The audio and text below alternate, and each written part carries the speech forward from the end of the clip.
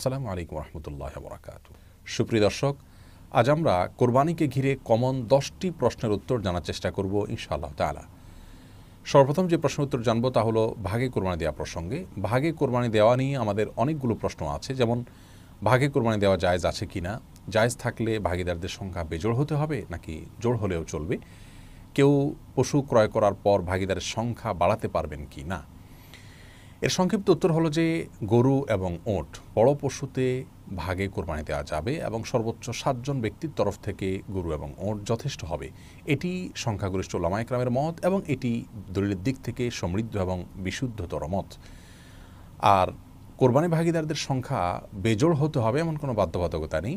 জোড় বেজোড় যে কোনো সংখ্যক ভাগীদার হতে পারবেন, সর্বোচ্চ 7 পর্যন্ত। তবে একটি ভাগ একাধিক ব্যক্তি নিতে পারবেন না বা একাধিক ব্যক্তির তরফ থেকে একটি ভাগ হতে পারবে না।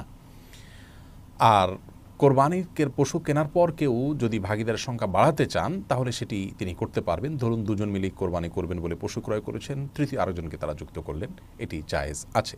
দ্বিতীয় প্রশ্ন হলো জবের সময় যাদের পক্ষ থেকে কোরবানি করা হচ্ছে তাদের নামের তালিকা পাঠ করা আবশ্যক কিনা।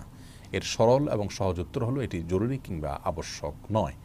তবে যদি কেউ করতে পারেন তাহলে সেটি ভালো, মুস্তাহাব। সহিহ মুসলিমের হাদিসে বর্ণিত হয়েছে রাসূল করিম সাল্লাল্লাহু আলাইহি সাল্লাম তার কোরবানি পশু জবাই করার সময় বলেছিলেন, বিসমিল্লাহ আল্লাহুম্মা তাকাব্বালহু মিন মুহাম্মদ ওয়া মিন আলি মুহাম্মদ ওয়া মিন উম্মতি মুহাম্মদ। যার অর্থ হলো, আল্লাহ আমি আপনার নামে এটি জবাই করা শুরু করছি, আপনি এটাকে কবুল করুন মুহাম্মদের পক্ষ থেকে, তার পরিবারের তরফ থেকে, তার উম্মতের তরফ থেকে। এই জন্য কোরবানি যাদের পক্ষ থেকে করা হচ্ছে জবের আগে তাদের নামগুলো উল্লেখ করে, নাম পাশাপাশি বাবার নাম এভাবে যদি উল্লেখ করা হয় অমুকের সন্তান অমুক, এরকমভাবে সবার নাম উল্লেখ করে যদি বলা হয় আল্লাহ সবার তরফ থেকে আপনি কোরবানি কবুল করুন, এরপরে ছুরি চালনা করা হয়, এটি মুস্তাহাব, এটি উত্তম, জরুরি বা আবশ্যক কোনো বিষয় নয়। তৃতীয় প্রশ্ন হলো কোরবানির গোশত ভাগীদারদের মাঝে যদি অনুমান করে বন্টন করা হয় সেটি উচিত হবে কি না। এর উত্তর হলো না, এটি উচিত হবে না, বরং যথাসম্ভব পরিমাপ করে সমান হারে সবার মধ্যে বন্টন করা উচিত এবং কর্তব্য। এটা অনুমান করে ভাগ করা উচিত নয়। 4 নম্বর প্রশ্ন হলো গোশত কয় ভাগ করতে হবে, 3 ভাগ করা আবশ্যক কিনা।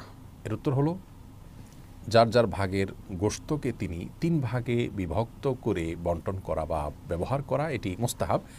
1 ভাগ নিজের জন্য, 1 ভাগ আত্মীয় স্বজন প্রতিবেশী তাদের জন্য, এমনকি যিনি কোরবানি করেছেন এমন কাউকেও পরিসরে পাঠানো যেতে পারে। আরেক ভাগ হলো গরিব অভাবী দুঃখী মানুষদের জন্য। কিন্তু এই 3 ভাগ করাটা জরুরি কিংবা আবশ্যক নয়, এটাকে হেরফের বা কমবেশ করাতে কোনো অসুবিধা নেই। 3 ভাগে করতে পারলে উত্তম এবং ভালো। আপনি চাইলে গরিবকে একটু বাড়িয়ে দিলেন কিংবা প্রতিবেশীদের জন্য একটু বেশি রাখলেন কিংবা আপনি নিজের জন্য একটু বেশি রাখলেন, তাতে কোরবানির কোনো অসুবিধা হবে না। 5 নম্বর প্রশ্ন হলো ঋণ করে কোরবানি করা যাবে কি না। এর সরল উত্তর হলো ঋণ করে কোরবানি করা যাবে যদি আপনি পরবর্তী ঋণ পরিশোধের ব্যবস্থা থাকে, আপনি সেই জায়গা থেকেই ঋণ পরিশোধ করে দিবেন, এরকম আশা যদি থাকে আপনি অবশ্যই ঋণ করে কোরবানি করতে পারবেন। তবে ঋণ করে কোরবানি করা কারোর জন্য আবশ্যক নয়। আপনি যদি অভাবী হন ঋণ করে কোরবানি আপনার জন্য করা উচিত হবে না, যদি ঋণ পরিশোধের আপাত দৃষ্টিতে আপনার কাছে কোনো ব্যবস্থা না থাকে এবং যার কাছে ঋণ করছেন তাকে যদি আপনি ঘোরাতে হয় সে আশঙ্কা থাকে, তাহলে ঋণ করে কোরবানি না করাই উচিত। তবে যদি দেওয়ার ব্যবস্থা থাকে, জোরালো আশা থাকে, তাহলে আপনি ঋণ করে কোরবানি করতে পারবেন। 6 নম্বর প্রশ্ন হলো মৃত ব্যক্তির তরফ থেকে কোরবানি করা যাবে কি না।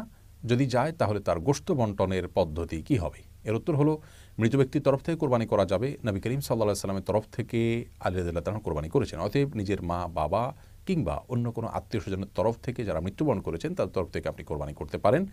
আর এই কোরবানির গোশত বন্টনের বিধান হলো যিনি মৃত ব্যক্তির তরফ থেকে কোরবানি করছেন যার অর্থ দিয়ে এই গোশতটা তার, তিনি এটিকে তার মতো করে ব্যবহার করবেন, 3 ভাগে ভাগ করে নিজের গোশতের মতো করে এটাকে বন্টন করা মুস্তাহাব। আর যদি কোনো ব্যক্তি মৃত্যুর আগে ওসিয়ত করে যান কোরবানির জন্য তাহলে সেই কোরবানি গোশত আবার সম্পূর্ণটুকু দান করে দেব গরিবদেরকে। এটা তার ওসিয়ত যারা প্রতিপালন করেছেন তাদের হক নয়, এটা গরিবের হক।